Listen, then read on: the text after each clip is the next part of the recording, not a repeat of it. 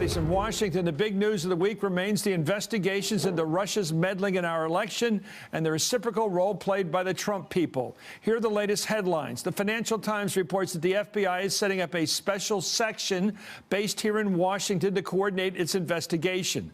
According to the Times, the move is a sign of how seriously the Bureau is taking allegations of Russian meddling into American politics, and is also aimed at giving FBI Director James Comey greater visibility into the investigation. Its details.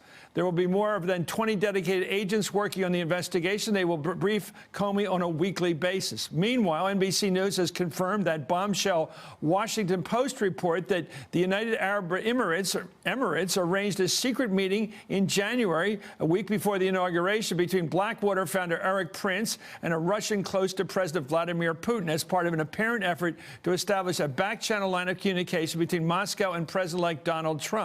The Post noted that Prince presented himself as an unofficial envoy for Trump. The Blackwater founder gave $250,000 to the Trump campaign and pro-Trump super PACs last year, and he's been seen in the Trump transition offices in December. A spokesman for Prince rejected the Post story, and the White House called the suggestion of a Blackwater channel ridiculous. Well, meanwhile, as the investigation of the Trump-Putin connection moves forward, Trump pushes stories that distract attention from the investigation. Yesterday, for example, Bloomberg's Eli Lake reported White House lawyers last month learned that the former National Security Advisor Susan Rice requested the identities of U.S. persons in raw intelligence reports on dozens of occasions to connect to the Trump transition and campaign, according to U.S. officials familiar with the matter. Well, today, President Trump retweeted a Drudge Report headline about that story. In an exclusive interview with Andrea Mitchell, by the way, Susan Rice today explained there is a big difference between requesting information about sources in intelligence reports and surveilling political opponents, as President Trump has alleged. Let's watch her. The allegation is that somehow Obama administration officials utilized intelligence for political purposes. That's absolutely false. There were occasions when I would receive a report in which a U.S. person was referred to, name not provided, just U.S. person. And sometimes in that context, in order to understand the importance of the report and assess its significance, it was necessary to find out or request the information as to who that U.S. official was. Well, Congressman Adam Schiff, the ranking member of the House Intelligence Committee, said the White House is trying to change the focus and divert the investigation into his campaign's ties to Russia. Let's watch this. If anyone in the White House had a concern about any of these materials, they should have been shared and not gone through this charade that we saw over the last 2 weeks. What prompted that? What was the urgency there when we've already asked for materials about incidental collection? And I have to think the urgency was created at that Monday hearing when James Comey said not only there was no truth to the president's claim that he was surveilled or wiretapped or what have you, but also when the FBI director said that the Trump campaign team was under an FBI investigation. I think this was the response to that rather breathtaking hearing.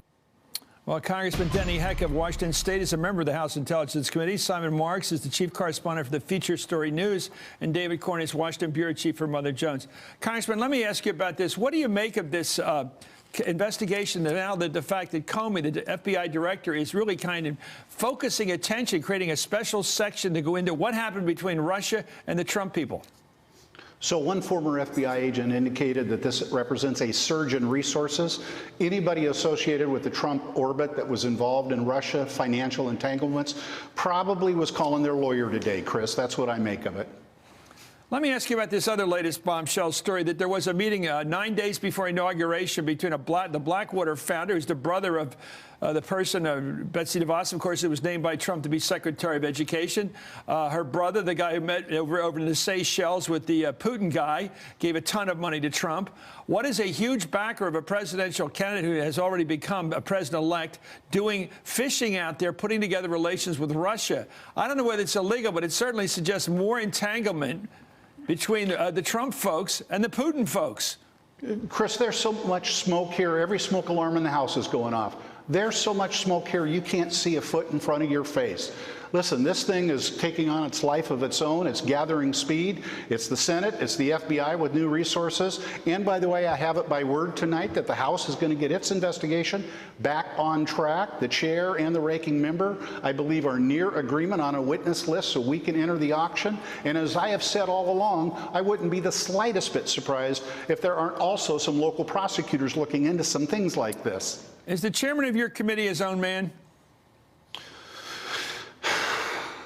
Well, Chris, I am going to give him the benefit of doubt of an opportunity to get this back on track. Okay, But well, I asked him to recuse himself. I think that was the right thing to do. But right now, let's focus on getting it back on track. Well, the reason I asked that is obvious, but I also know from a former member of the House who's now in the Senate once told me that when you go into markup and you actually have to write bills, you can sometimes realize that one of your colleagues is in the tank with some corporation. They begin to behave like they're not really their own person. We've seen pretty adequate evidence that Mr. Nunes is not his own person. What's he doing hanging around picking up the laundry from the White House and taking it back to the White House after he's cleaned it by saying he's an investigator? He wasn't an investigator. He was a delivery boy, bringing this stuff back that they gave him and saying it was news and alarming news. If that isn't showboating for the president, I don't know what it is. What do you think it was? Well, I think the best thing that can be said about it is that it's ham-handed. As I've said all along, I feel like I'm watching a 3D movie. Deception, deflection, and distraction. That's what he's trying to do, but it's not going to work. Well, one of your colleagues on the committee